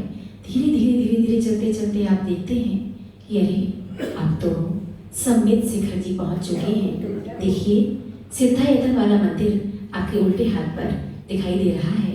आपने चलना शुरू किया, थोड़ा थोड़ा खाली स्थान, कुछ कुछ घर, कुछ कुछ दुकान, चलते चलते चलते चलते अब आप पहुंच चुके हैं। गुणायतन वाला मंदिर भी आपको अपने उल्टे हाथ पर दिखाई दे रहा है। शीघ्रता से चलते जाइए, चलते चलते आपको 13 पंथी कोठी पहुंच चुके हैं। आगे चलते चलते पुनः आगे बढ़ते बढ़ते 20 पंथी कोठी, ठीक उसके सामने मध्य लोक जिन मंदिर बना हुआ है। शीघ्रता से चलते चलते चलते चलते आप अपने सामने देखते हैं कि अब आपको कुछ सीढ़ियाँ दिखाई दे रही हैं। सम्य शिखर जी का पर्वत आज आप चढ़ने वाले हैं, शिखर जी की वंदना करने वाले हैं। कुंतनाथ भगवान को आप वहीं पर अर्घ्य चढ़ाएंगे जहाँ से भगवान मोक्ष गए हैं। शीघ्रता से आपने कुछ सीढ़ियाँ चढ़ी, फिर सामान्य रास्ता, फिर थोड़ी सी सीढ़ी, फिर सामान्य रास्ता, चलते चलते चलते चलते शीघ्रता से चलते जा रहे हैं। हल्की हल्की ठंडी ठंडी सी हवा आपके तन को स्पर्श कर रही है। आप बहुत प्रसन्न हैं, बहुत खुश हैं, मन में आनंद की लहरें उठ रही हैं और दृष्टि टिकी हुई है कि कब पहुंचेंगी ज्ञानधर कूट पर। और जल्दी जल्दी चलते चलते देखिएगा आप पहुंचने वाले हैं कलिकुंड पार्श्वनाथ मंदिर पहुंच गए। उल्टे हाथ की तरफ सफेद रंग का एक बड़ा सा कलिकुंड पार्श्वनाथ मंदिर बना है। आप शीघ्र से आगे चलिए, चले चले सीधे सीधे चलते चलते थोड़ा सा उतरो, नीचे उतरे थोड़ा सा, फिर पुनः ऊपर चढ़ाई चढ़ी आपने, थोड़ा सा ऊपर चढ़े, फिर समतल चले, फिर थोड़ा सा ऊपर, थोड़ा सा और ऊपर। चढ़ाई चढ़ते चढ़ते हल्की हल्की थकान हो तो रही है, लेकिन ये थकान आपकी कदम की गति को नहीं रोक पा रही है। निश्चित रूप से आप चलते जा रहे हैं, चलते जा रहे हैं, हंसते मुस्कुराते खिलखिलाते गुनगुनाते, दोनों हाथों को जोड़ करके भगवान का जयकार लगाते आप चलते जा रहे हैं। चलते जा रहे हैं। धीरे धीरे आपको आपके कानों में पानी का स्वर सुनाई दे रहा है, बहते हुए पानी की आवाज़, और आप समझ गए बस आप पहुंचने वाले हैं। आप जो समझे हैं सही है, आप पहुंच चुके हैं गंधर्व नाले पर। बस शीघ्रता से चलिए, ये थोड़ी ऊंची चढ़ाई है, थोड़ा सी तकलीफ होगी, थकान लगेगी, लेकिन आप चढ़ जाएंगे। विश्वास तो है ना आपको? बिल्कुल आप चढ़ जाएंगी। शीघ्रता से इस ऊंची चढ़ाई को भी चढ़ना प्रारंभ कर दीजिए।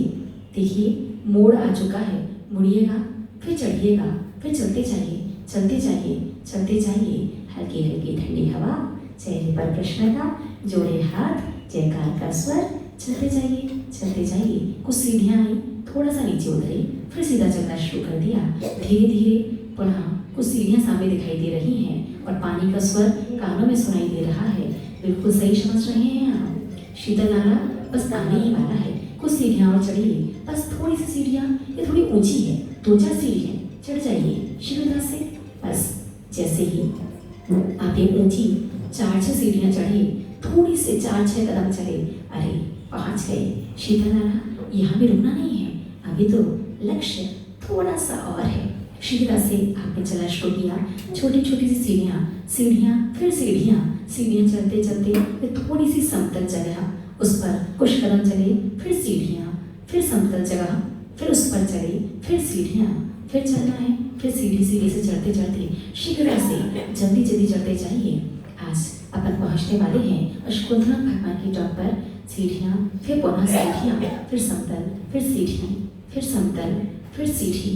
इस प्रकार चलते चलते पुनः आपको अपने कानों में घंटे का स्वर सुनाई देता है। और जैसे ही चढ़ करके आपने थोड़ी सी गहरी सांस ली और आपने अपने सीधे हाथ की तरफ देखा, आपको चौपड़ा कुंड का मंदिर दिखाई देता है।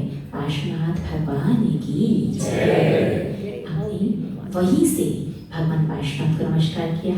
आज थोड़ी सी जल्दी है, पहुंचना है ना कुंतनाथ भगवान के पास, तो अपने उल्टे हाथ की तरफ आपने देखा, सीधे रास्ता जा रहा है गौतम गर्धन की टॉप की ओर।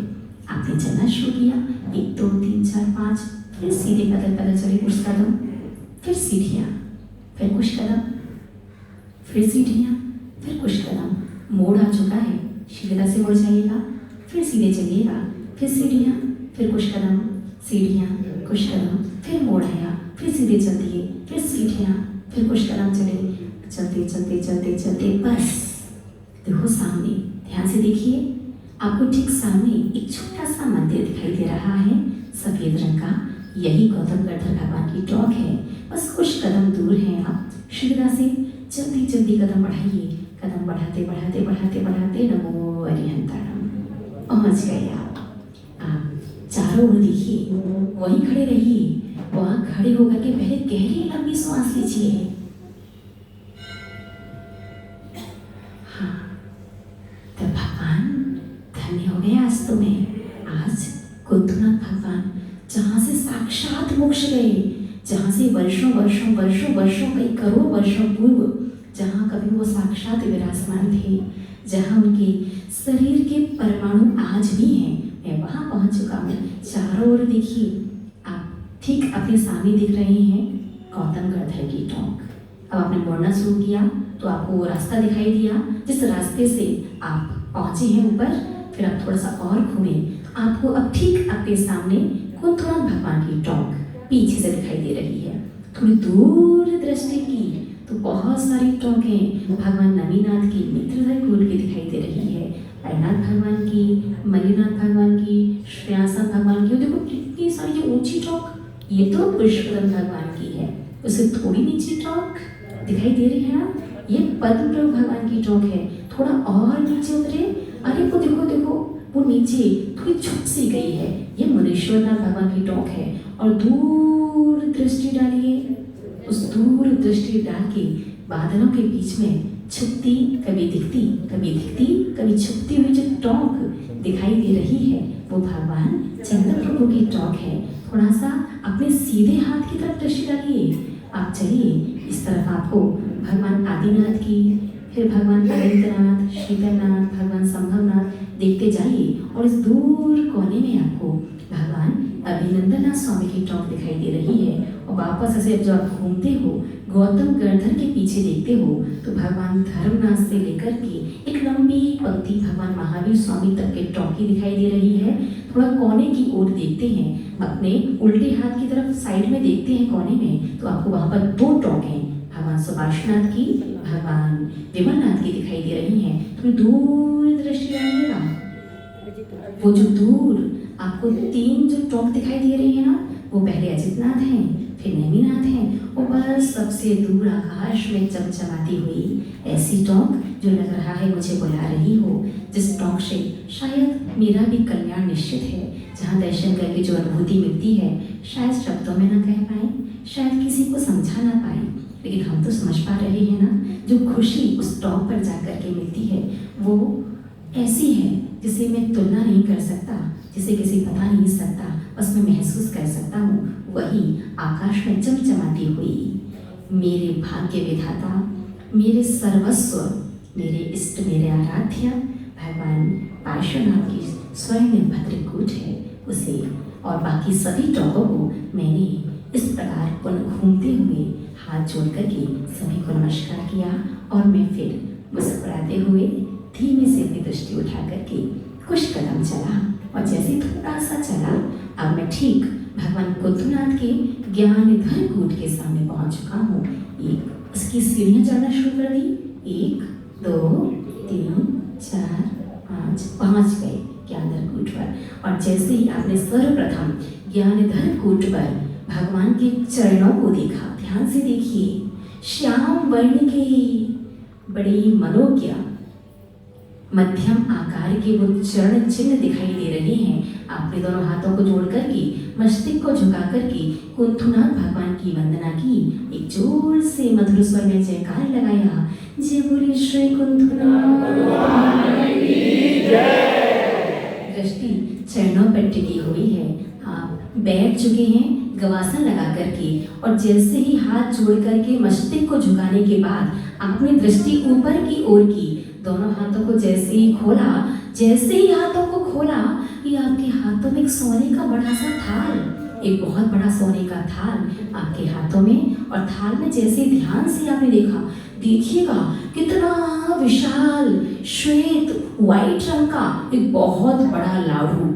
एक बहुत बड़ा लाडू आपको बिल्कुल सिद्धशिला के आकार का, जैसी सिद्धशिला होती है अर्धचंद्राकार, अर्धचंद्राकार कैसी, जैसे आधा नींबू कैसा होता है, ठीक उसी शेप की बहुत बड़ी श्वेत आप लाडू अपने थाली में देखिएगा। व्हाइट लाडू है और अर्धचंद्राकार उस सिद्धशिला की आकृति के लाडू के ठीक बीच में जगमग जगमग झिलमिलाता हुआ, जगमगाता हुआ एक रत्नों का दीपक रखा है।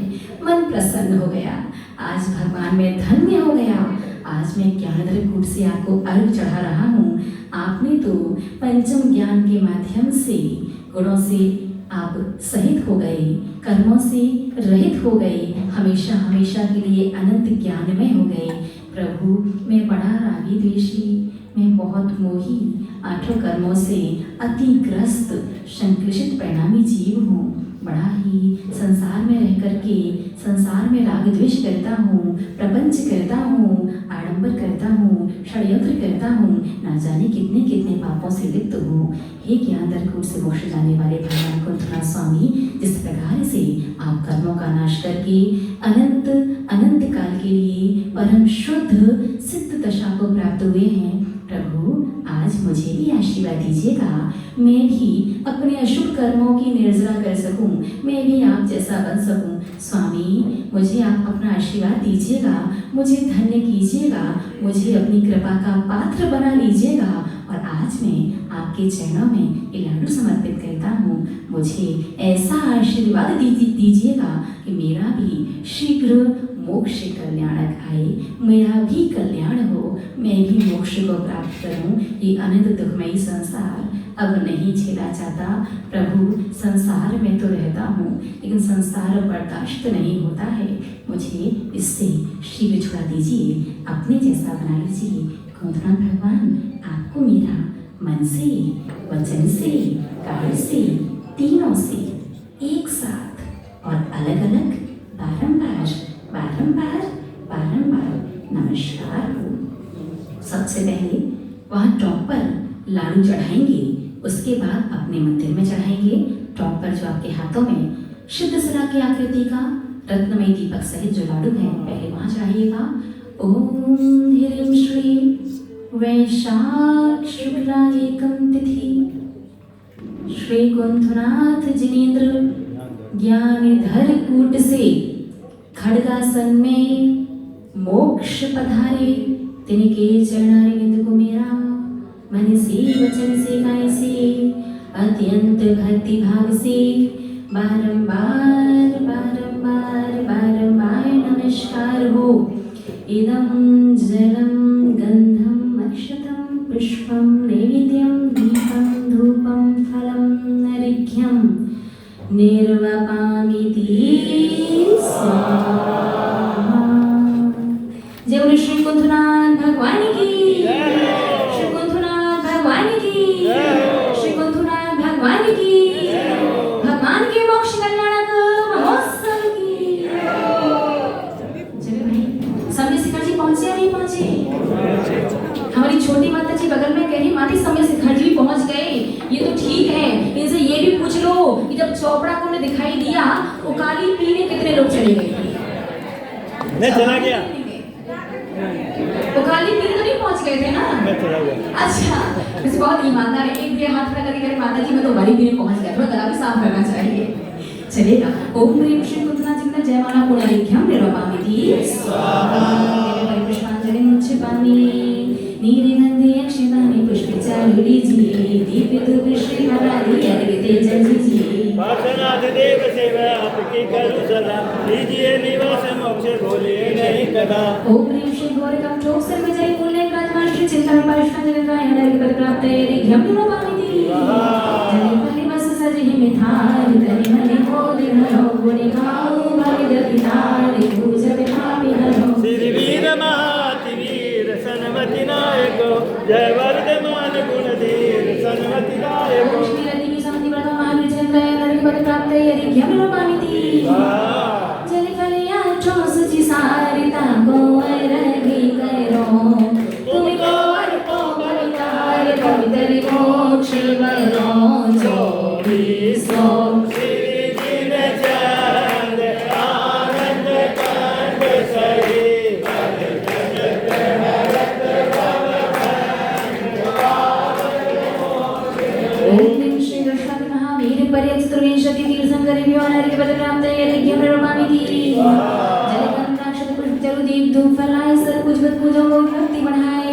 अब जहाँ पर हम नमः बोलेंगे वहाँ आपको हाथ जोड़ करके सिर झुकाना है, ठीक है? नहीं, आपको नमः बोलना है। नमः बोलना है, क्या करना है? सिर झुकाना है, ठीक है? ओम ह्रीं भाव पूजा भाव तंत्र कल्पित कलमना करे करे भावना वे सिद्ध जी आचार्य जी पाते सर्वशास्त्र जी पंच परमेष्ठिभ्यो प्रथमदेव कर्णदेव चरणानि द्रव्यानियोगेभ्यो दर्शन विश्वदेश्वरस्थानेभ्यो उत्तम छमय दशलक्षण धर्मेभ्यो समदर्शन ज्ञान सम्यक चारित्र्यभ्यो जल के विषय, थल के विषय, आकाश के विषय, गुफा के विषय, पहाड़ के विषय, नगर नगरी विषय, उद्धरूप मध्यरूप पाताल विषय विराजमान कृत्रिम अकृत्रिम जिन चैत्यालय जिन बिंबेभ्यो विदक्षिण विद्यमान 20 तीर्थंकरेभ्यो 5 व्रत 5 ऐरावत दशरथ संबंधी 30-24 के 720 जिन बिंबेभ्यो विश्वदीप संबंधी 52 जिन चैत्यालयभ्यो पंचमेरु संबंधी 80 जिन चैत्यालयभ्यो सम्मिश्र कैलाश चंपापुर पावापुर गिरनार सोना की राजगृही कुंडलपुर आदि सिद्ध क्षेत्रेभ्यो जैन बद्री मूड बद्री हस्तनापुर चंदेरी बकोरा अयोध्या चमत्कार जी श्री महावीर जी पदमपुरी तिजारा आदि अतिशय क्षेत्रेभ्यो श्री चार्य रिद्धि धरि सप्त परम ऋषिभ्यो ओम ह्रीं श्रीमंतम भागवतम कृपावंतम श्री विश्वादि महावीर परिचित विशेष तीर्थंकर परम देव माता नमादि जम्मू देवजन भारत देश से श्री बंगाल प्रांत कलकत्ता श्री महावीर चौरंगी मंदिरे मासन मासे वैशाख मासे शुक्ल पक्षे आहस्ति प्रतिपदा कुंथनाथ भगवानी जन्म तप मोक्ष कल्याणक अवसरे मुनि आनेकर श्रावक श्राविकाणां सकल कर्म क्षयार्थम अनर्घ्य पद प्राप्त संपूर्ण अर्घ्यम निरोपामिति। शांतिनाथं शशिवनि हरि श्री गुणा व्रत संयुक्ता विदधने सौभाग्यविलासे पंचम चक्र दीपकारी शंकर सुखारी दिव्य विपटा पंगे वर्षा धुंध विरा सर्वाणी सर्चा मंडल बारी ये तो प्रात्यार मनारे परम शांति दीजिए हम सबको बड़े तेरे पुरुषासन को तो शांतिनाथ जल की धारा दीजिएगा। संपूजिकों को प्रतिपा जब संपूजिकों का छंद पढ़ा जाता है इस छंद पर जल की धारा दी जाती है। ठीक है, संपूजिकों को प्रतिपालकों को यतिकों को यतिनायकों को राजा प्रजा राष्ट्र स्वदेश को ले कीजिए सुखी है जिन शांति को दे। जोड़िएगा दोनों हाथ। हो वह सारी प्रजा को सुख बड़े धर्म घर हमेशा होकर वर्षा साबरे बनाए जाति का अंदेशा हो वह चोरी न जारी सुवर्तन दुष्काले मारी सारे जिन पर वृक्ष को जो सदा सौख्यकारी चंदन की धारा दीजिएगा। घाती कर्म जिन नाश कर पायों की राज शांति करो सब जगत में विश्वाधिक जिन राज शांति करो सब जगत में विश्वाधिक जिन राज शांति करो सब जगत में विश्वाधिक जिन राज। दोनों हाथों को जोड़िएगा, श्री जी की प्रतिमा को देखिएगा, भगवान से प्रार्थना कीजिएगा। शास्त्रों का हो पठन सुखदा लाभ सत्संगति का सदरतों का सजस कह के दोष नाम हो सभी का बोलो प्यारे वचन हित के आपका रूप ध्याऊं तोलो से हो चरण जिन के मोक्ष जोड़ो न पाऊं तो पद मेरे हमें ममे तेरे पुनीत चरणों में तब लो लीन रहो प्रभु जब लो न पाया मुक्ति पद मैंने अक्षर पद मात्रा से दूषित जो कुछ कहा गया मुझसे क्षमा करो क्षमा करो क्षमा करो प्रभु सो सब करुणा कर निज भाव भव दुख से हे जगबंधु जनेश्वर पाऊं तब चरण शरण बलिहारी मरण समाधि सुदुर्लभ कर्मों का छेस गोवति सुखकारी दिव्य परिपुष्पांजलिं क्षिपामि। शांति समाधि भक्ति च पठित्वा कायं सर्वं कुर्वेऽहं नौकार नमोकार मंत्रम्।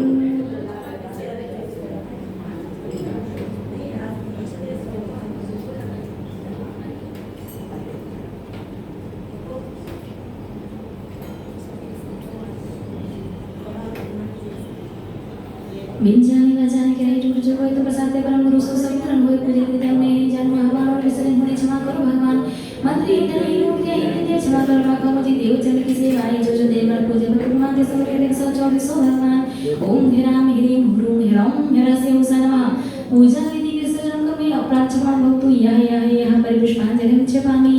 श्री जनवर की आशिका लीजिए शिक्षाएं भव के पातक कटे दुख दूर हो जाए प्रभु जी मेरे दुख दूर हो जाए स्वामी जी मेरे दुख दूर हो जाए। बैठ करके गवासन से भगवान को पंचांग नमस्कार करेंगे। तुभ्यं नमः श्री भूमिनाथि हराय नाथ तुभ्यं नमः चिदितनामय भूषणाय तुभ्यं नमः श्री जगता परमेश्वराय तुभ्यं नमो जिनभवोदरिशोषणाय तुभ्यं नमो जिनभवोदरिशोषणाय। प्राश्चित स्वरूप 9 बार नमोकार मंत्र।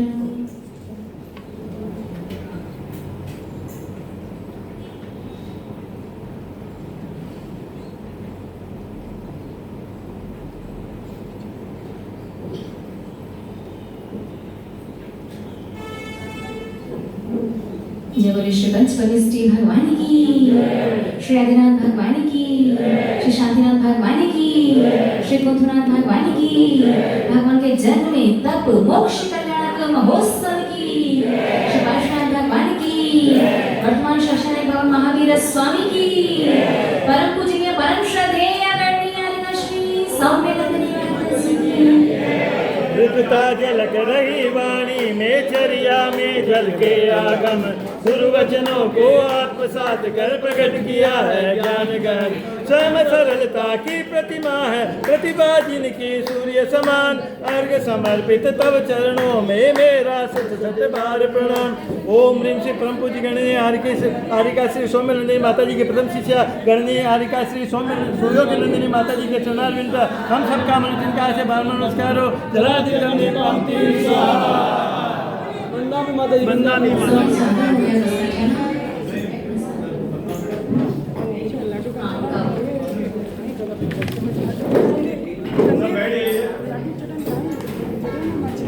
आज थोड़ा सा लंबी पूजन होगी थक गया थोड़ा सा है ना।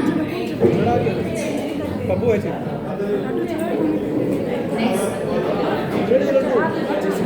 आपका